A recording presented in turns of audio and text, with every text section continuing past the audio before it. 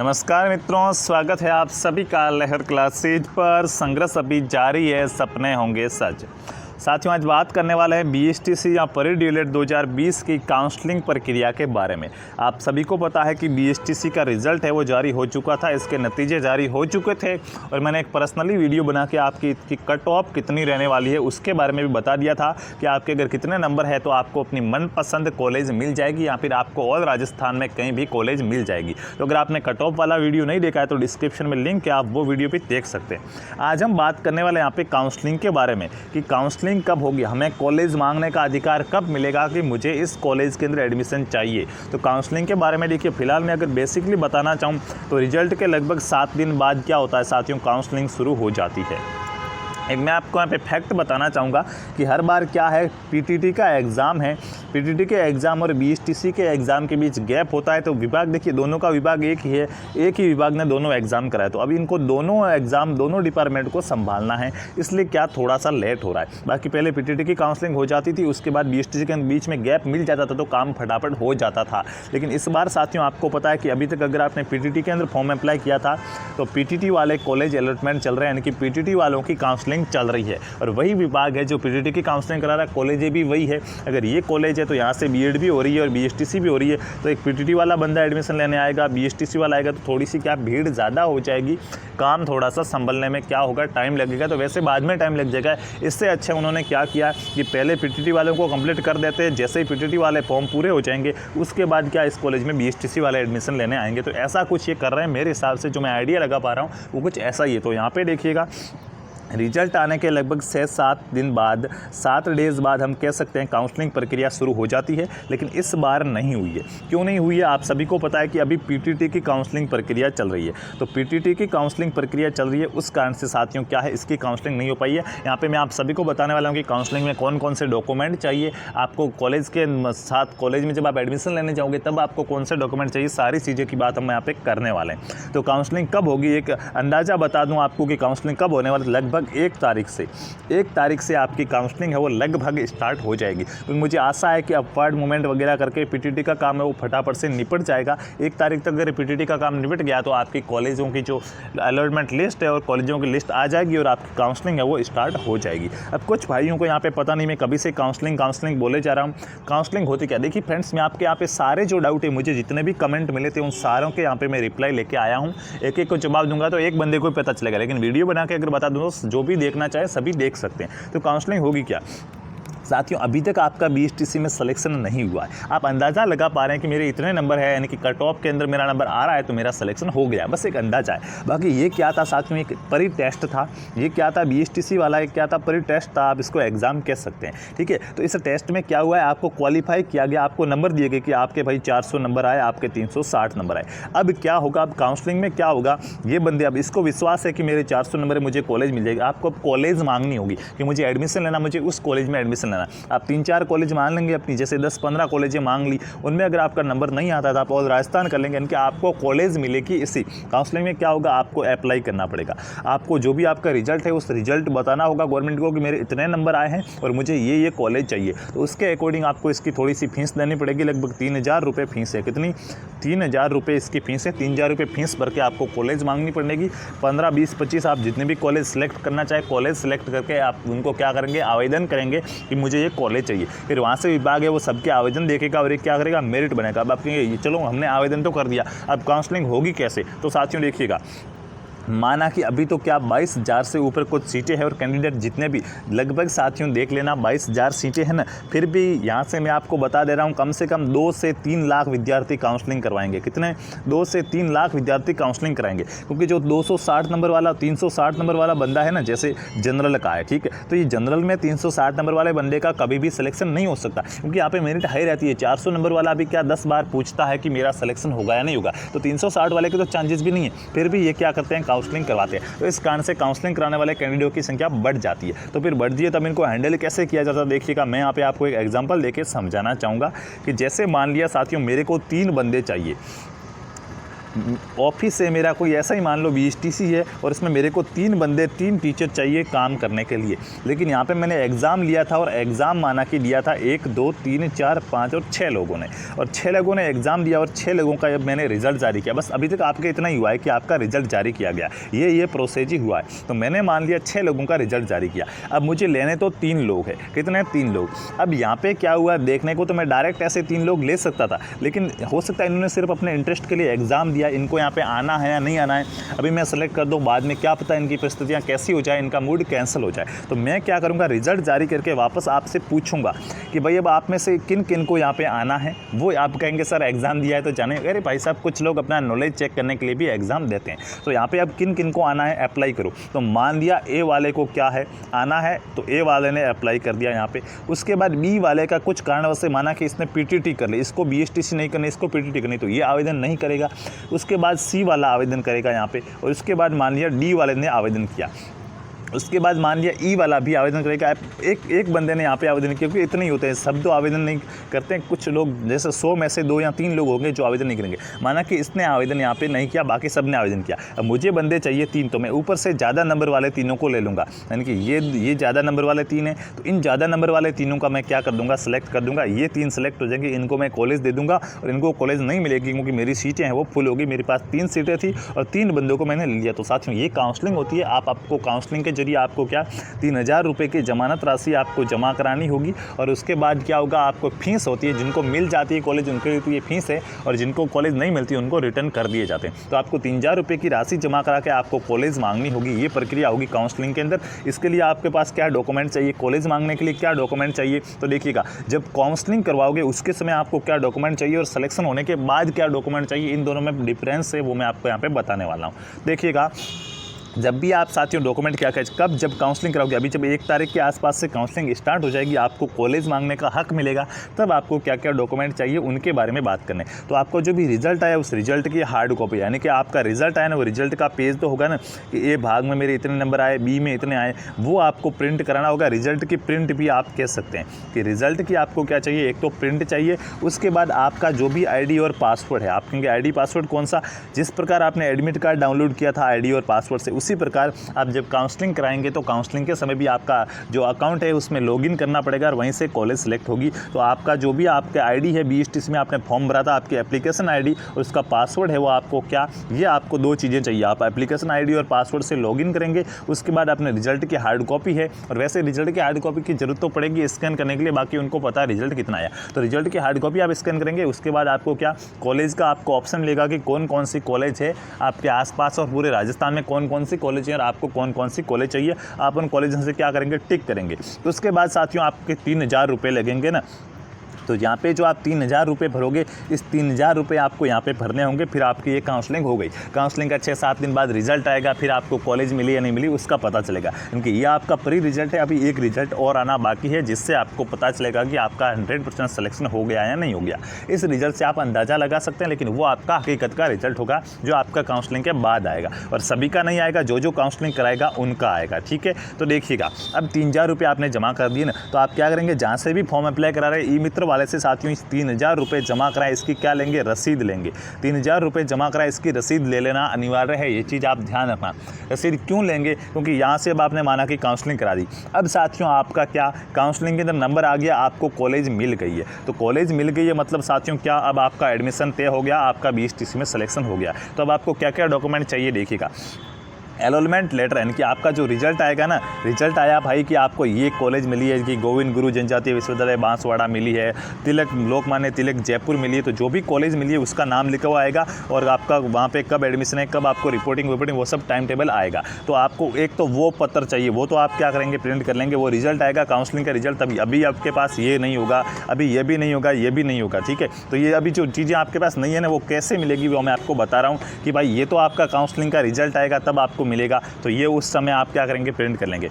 उसके बाद फीस का चालान 3000 रुपये, ये जब आप काउंसलिंग कराओगे तब 3000 रुपये फीस भरोगे, तो उसका चालान है, ये आपको वहाँ पे कॉलेज में जरूरत पड़ेगी, तो ये आप सुरक्षित रख लेना, 2-3 जेरॉक्स करा देना। यहाँ पे मैं आपको जितने भी डॉक्यूमेंट बता रहा हूँ उनके 3-3 सेट आपके पास होने चाहिए, यानी कि क्या 3-3 फोटो कॉपी, ऐसे कह सकते हैं कि 3-3 सेट बना देना अलग अलग, क्योंकि एक सेट आपको 2 सेट तो कॉलेज में जमा कराने पड़ेंगे और एक सेट आपको अपने पास रखना है, कभी भविष्य में ज़रूरत पड़ सके तो आपको क्या 3-3 सेट करवा देना है। जैसे अभी मैं आपको कह रहा हूँ एलॉटमेंट लेटर, तो एलॉटमेंट लेटर के आप 3 जेरॉक्स करा देंगे, 30,000 रुपये वाली फीस के चालान 3000 रुपये वाली, तो 3000 रुपये वाली फीस के चालान के आप 3 जेरॉक्स करेंगे, ऐसे आपको 3 सेट बनाना है, ठीक है। उसके बाद आपको कॉलेज फीस चालान, साथ में कॉलेज फीस चालान क्या होगा, आपको साथियों आपकी फ़ीस कॉलेज में जाके नहीं भरनी पड़ेगी, पूरी की पूरी फीस है वो आपको ऑनलाइन भरनी पड़ेगी। अब आप कहेंगे फ़ीस कितनी लगेगी सर, चलो मेरे को BSTC में नंबर तो अच्छा आ गया, लेकिन खर्चा कितना आएगा मुझे ये पता नहीं, तो मैं कॉलेज करूँ या BSTC करूँ या नहीं करूँ। तो BSTC के अंदर A to Z आज से लेके 2 वर्ष तक आपका जितना भी खर्चा आएगा उसके ऊपर मैं जल्दी आपको एक वीडियो बना के बता दूंगा कि कितना खर्च आता है BSTC करने में।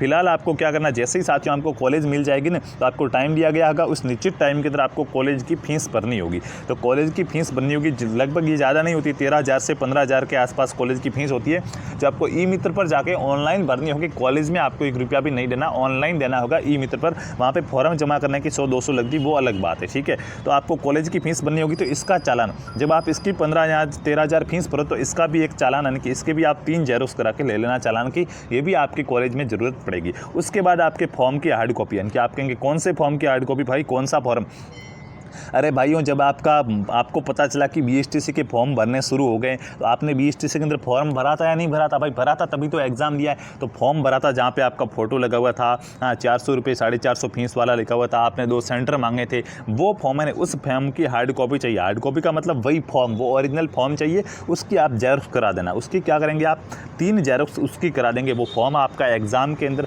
जो आप कॉलेज में एडमिशन लेने जाएंगे वहाँ पर ज़रूरत पड़ेगी, क्योंकि वहाँ पर स्टार्ट से एंड तक सारी सीरीज देनी पड़ेगी कि ये देखो सबसे पहले मैंने BSTC के अंदर फॉर्म अप्लाई किया, फिर मैंने यहाँ पे क्या ये मेरा रिजल्ट आया, इतने नंबर बने, उसके बाद ये मैंने 3000 रुपये काउंसलिंग के लिए, उसके बाद अभी मैं आपकी ये 15,000 कॉलेज की फ़ीस भर के आया हूँ, तब आपको कॉलेज में एडमिशन देंगे। यानी कि सबसे पहले आपको इस फॉर्म की भी ज़रूरत पड़ेगी, जो आपने BSTC में फॉर्म अप्लाई किया था उस फॉर्म की हार्ड कॉपी की आपको ज़रूरत पड़ेगी, वो भी आप रखेंगे। उसके बाद साथियों आपको फ़ोटो चाहिए अपने, तो ये तो सबके पास होते हैं, पासपोर्ट साइज़ फ़ोटो, ये आप क्या हाथों हाथ भी मिल जाते हैं खींचा के, तो ये आपको मिल जाएंगे। अब इसमें से आपके पास कितनी चीज़ें अभी होगी, तो मैंने यहाँ पे आपको जितने भी चीज़ें बताई, अभी इनमें से आपके पास कुछ नहीं होगा। ये काउंसलिंग प्रक्रिया शुरू होने के बाद धीरे धीरे आपके पास आनी शुरू हो जाएगी, तो ये अभी कुछ नहीं होगा, फ़ोटो होगा, ये आपके लिए अच्छी बात है। उसके बाद अब और क्या क्या चाहिए तो देखिएगा, 10वीं की मार्कशीट, आपकी जो 10th क्लास है 10th क्लास की मार्कशीट चाहिए आपको, 12th क्लास की मार्कशीट चाहिए। देखिएगा साथियों 10वीं और 12वीं की मार्कशीट सबके पास होगी। जो अभी बंदे 12वीं में थे इस साल, तो उनकी मार्कशीट है वो साथियों अपने विद्यालय के अंदर होगी, जहाँ से उन्होंने 12वीं की है,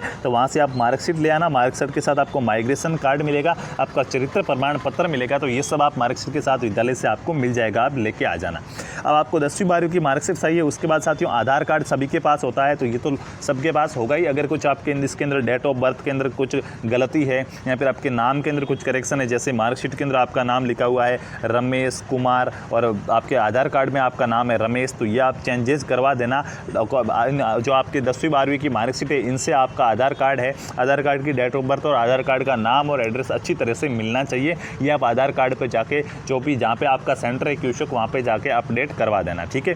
उसके बाद अब दो मेन चीज़ें यहाँ पे आपको चाहिए जो सभी भाई बहन भूल जाते हैं। ये 100% श्योर नहीं है कि सभी के पास बनी हुई होगी, कुछ लोगों के पास होगी तो कुछ के पास नहीं होगी। मूल निवास प्रमाण पत्र और जाति निवास प्रमाण पत्र। अब भाइयों आपका कैसे सिलेक्शन होगा कि आप OBC में हो या किस में हो किस में नहीं हो, तो साथियों ध्यान रखना आप जिस भी कैटेगरी से हो, जैसे आप जनरल कैटेगरी से हो तो आपके पास सर्टिफिकेट होना चाहिए कि देख मैं जनरल कैटेगरी से हूँ। आप OBC कैटेगरी से हो तो आपके पास सर्टिफिकेट होना चाहिए कि भैया मैं एक OBC कैटेगरी से हूँ, यानी कि आपका जो कास्ट सर्टिफिकेट है वो बनाना है। जाति प्रमाण पत्र आपको बनाना, मूल निवास आप राजस्थान के मूल निवासी हो, ये आपको क्या प्रूफ कराना पड़ेगा। तो मूल निवास और जाति प्रमाण पत्र दो आपको यहाँ पे चाहिए। तो अब ये कहाँ पे बनेंगे साथियों तो आप क्या करेंगे, जिनके बने हुए बहुत ही अच्छी बात है, देखिए 6 महीने पुराने नहीं होने चाहिए। मूल निवास तो वैसे भी चल जाता है एप्लीकेशन लेके, लेकिन जाति प्रमाण पत्र वो 6 महीने पुराना है तो नहीं चलेगा। जैसे अभी क्या नवंबर के अंदर काउंसलिंग होगी, आप दिसंबर तक आप कॉलेज में जाएंगे तो दिसंबर से 6 महीने पहले का, यानी कि जुलाई तक का है, जुलाई के बाद का होना चाहिए, इससे पहले का नहीं होना चाहिए। ये चीज़ आप क्या कर देंगे, ध्यान रख लेंगे, ठीक है। जुलाई के बाद का या जुलाई तक का हो जाना चाहिए। जब जिसके भी पुराना है वो क्या करेंगे, नया बना देंगे। कैसे बनाना है तो मैं आपको इसकी प्रक्रिया बना देता हूँ, देखिएगा। सबसे पहले आप क्या करेंगे, ई मित्र पर जाएंगे और वहाँ से आपको क्या करना है, मूल निवास और जाति प्रमाण पत्र का फॉर्म लेना है कि भाई मुझे फॉर्म दो। फॉर्म के अंदर जो पढ़े लिखे आदमी हो, यार अनपढ़ तो हो रही भाई, बीएसटीसी में सिलेक्शन हुआ है तो कुछ तो नॉलेज होगा ना, तो वहाँ पे फोटो चिपकाना होगा। जो डिटेल पूछिए, अपना नाम, पिताजी का नाम, माता का नाम, ये सब जो भी आपको डिटेल पूछिए वो सारी डिटेल भर देनी है। उसके बाद पीछे अपने डॉक्यूमेंट लगा के पटवारी वगैरह, ग्राम सेवक आपके जो भी है उनके साइन करवा के फिर ई मित्र वाले को वापस सौंपना है। वो आपका फॉर्म अप्लाई करेगा और लगभग इसको बनने के अंदर कितने 10 या 15, 100-200 रुपये लेंगे, ज़्यादा नहीं लेंगे, और आपको 10 या 15 दिन लगेंगे, ये आपके बन के तैयार होकर आ जाएंगे। तो इसकी चिंता नहीं करनी। अगर आज भी नहीं है तो अभी से आप इसको तैयार करा के क्या बना देंगे। इसके साथ में देखिए कि आपको बस सिर्फ 2 नाम याद रखने, मेरा प्रोसेस यहाँ पे आपको कहना था, तो ये आप ई मित्र वाला आपको बता देगा कि क्या करना है, कैसे बनाना है। इसके लिए आप मेरे को मैसेज नहीं करेंगे, मैंने आपको इतना बता दिया कि आपको मूल निवास और जाति प्रमाण पत्र की जरूरत पड़ेगी। उसके बाद एक आप साथ में चाहे तो क्या बनाने की, आय प्रमाण पत्र भी बना लेंगे कि आपके पिताजी की आय कितनी है, आय प्रमाण पत्र भी आप साथ में तैयार रखेंगे। कॉलेज में अगर आपको इसकी भी जरूरत पड़ जाए तो आपका साथ में होना चाहिए, क्योंकि फिर वहाँ से आपका किसी कारणवश से एडमिशन कैंसिल हो जाए तो बहुत बड़ा दुख होगा, ठीक है। उसके बाद टीसी यानी कि ट्रांसफ़र सर्टिफिकेट, अब ये क्या है तो देखिएगा, ये साथियों क्या करता है, जैसी आपकी कॉलेज, आपको कॉलेज कैसे मिली है उसके ऊपर डिपेंड करता है। यह हकीकत है, भले ही मुझे यहाँ पे कुछ कहना पड़ रहा है, ये हकीकत है कि टीसी सभी कॉलेज वाले नहीं मांगते हैं। हर कॉलेज के अंदर टीसी अनिवार्य नहीं है, क्योंकि साथियों ये एक डिप्लोमा है, ये क्या है, डिप्लोमा कोर्स है। तो डिप्लोमा कोर्स के अंदर टीसी नहीं मांगी जाती। लेकिन कुछ कॉलेज वाले ऐसे होते हैं जो जिद करते हैं कि भाई टीसी जमा कराओ, टीसी जमा कराओ। तो आपको क्या करना है, टीसी साथ में रखनी है, बैग के अंदर टीसी रखनी है। जब भी कॉलेज में आप क्या करो, एडमिशन लेने जाओ तो बैग के अंदर आपको टीसी रखनी है। आपको टीसी नहीं देनी है, उनको बाकी वाले डॉक्यूमेंट दे देने हैं, जो मांगे 3-3 सेट बना लेना सबके। जैसे जाति प्रमाण पत्र है तो जाति प्रमाण पत्र की 3 जेरोक्स होनी चाहिए, ओरिजिनल मत देना, ठीक है। 3 जेरोक्स होनी चाहिए, वो 3 जेरोक्स वहाँ पे जमा करवा देना। तो अब आपको यहाँ पे क्या करना है, मार्कशीट वगैरह ओरिजिनल मांगेंगे तो ये तो आपको देनी पड़ेगी, ठीक है। उसके बाद देखिएगा, टीसी की बात करें, लेकिन वहाँ पे मत रखना साथियों, वापस लेके आना है एडमिशन करवा के। आपको वहाँ पे जो कह रहे हैं ना, उन निर्देशों का पालन करना, क्योंकि फिर कहते हैं सर मेरी 10th की मार्कशीट है, मैंने BSTC की थी 2 साल पहले, वहाँ पर पढ़ी है, तो फिर भाई पढ़ी है वहाँ पर काम की नहीं, वो लानी पड़ेगी, ठीक है। उसके बाद टीसी तो आपको क्या करना है भाइयों, बैग के, मैं आपको यहाँ पे आपका भाई होने के नाते एक सजेशन दे रहा हूँ कि टीसी आप क्या करेंगे, आपके बैग के अंदर रखेंगे। आपको वहाँ पर मांगे तो मना कर देना कि भाई टीसी मेरे पास नहीं है। फिर भी वो अगर जिद करे कि टीसी लाओ नहीं तो आपका एडमिशन नहीं होगा, तो फिर आप क्या करेंगे, वहाँ पे टीसी दे देंगे। ऐसा आपको करना है, थोड़ा समझदारी से काम लेना, क्योंकि कुछ भाई बहन क्या टीसी लेके नहीं जाते हैं और फिर वहाँ पे कॉलेज वाले जिद करते हैं कि टीसी लाओ, फिर उनका एडमिशन कैंसिल हो जाए, एप्लीकेशन लिख के देनी पड़ती है कि 15 दिन में टीसी जमा कराऊंगा, ऐसा वैसा। तो ऐसा कुछ नहीं करना, टीसी पास में रखनी है। अगर वो जिद करे तो उनको टीसी दे देनी है। तो ये साथ ही कुछ डॉक्यूमेंट थे। और देखिएगा, बैंक अकाउंट में आपका क्या होना चाहिए, अकाउंट होना चाहिए बैंक में। अब बैंक में अकाउंट क्यों होना चाहिए, ये कब आपको जरूरत पड़ेगी, तो साथियों काउंसलिंग के समय जब आप 3000 रुपये भरोगे। पिछली बार 3000 रुपये फीस दी, अब की बार डिसाइड नहीं हो पाया बढ़ेगी या घटेगी, पहले से कुछ नहीं कह सकते, क्योंकि उससे पहले फीस थी कितनी, 2000 रुपये। ये हर साल सारी बढ़ती रहती है भाई, ठीक है। हाँ, विद्यार्थियों के ऊपर संकट मंडराता ही रहता है हर साल। पिछली बार 2000, मतलब इससे सेकंड लास्ट 2000 थी, उसके बाद पिछली बार 3000 थी। तो हो सकता है अब की बार बढ़ जाए घट जाए, पहले से मैं कुछ नहीं कह सकता, लेकिन एक अंदाज़ा लगा सकता हूँ कि माना कि आपकी 3000 रुपये काउंसलिंग के समय फीस थी, आपको अगर कॉलेज मिल गई तो बहुत ही अच्छी बात है भाई, कांग्रेट्स। लेकिन अगर आपको किसी कारणवश से कॉलेज नहीं मिल पाती है तो साथियों आपको ये 3000 रुपये में से 100 या 200 रुपये वो क्या करेंगे, काट लेंगे। बाकी वाले जैसे 100 रुपये काट के वो आपको 2900 रुपये क्या करेंगे, वापस देंगे। तो ये वापस किस में आएंगे, इसके लिए आपको अपना खुद का ध्यान रखना, अपना खुद का बैंक अकाउंट। आपका नाम अगर मार्कशीट के अंदर प्रकाश कुमार है तो आपका बैंक अकाउंट का नाम भी प्रकाश कुमार होना चाहिए। ये चीज़ आप ध्यान रखना। अगर खुलाया हुआ नहीं है तो अभी आप बैंक अकाउंट खुला दीजिएगा, अपना खुद का बैंक अकाउंट देना होगा, क्योंकि बहुत से लोगों के पैसे बाद में वापस नहीं आते, क्योंकि डिटेल मैच नहीं होती है। तो आपको डिटेल मैच करवानी पड़ेगी, तभी आपके पैसे वापस आ पाएंगे। जिनका सिलेक्शन हो जाएगा उनके नहीं आएंगे, जिनका सिलेक्शन नहीं हो पाएगा उनके पैसे वापस आएंगे। तो उनके लिए आपको एक बैंक अकाउंट भी चाहिए। तो इन चीज़ों का आप क्या करेंगे साथियों, ध्यान रखेंगे।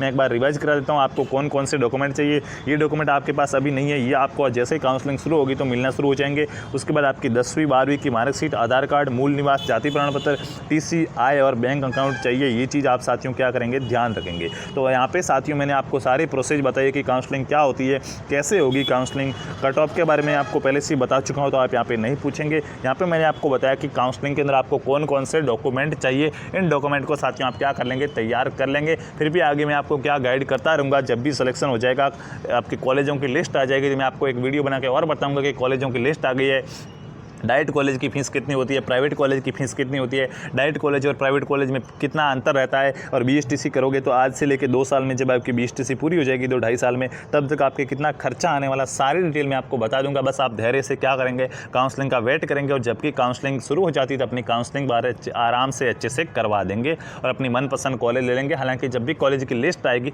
तो संभव हुआ तो मैं आपको कॉलेजों के बारे में भी बताऊँगा। तो तब तक चलते हैं, मिलेंगे अगले वीडियो में। जय हिंद, जय भारत, वंदे मातरम।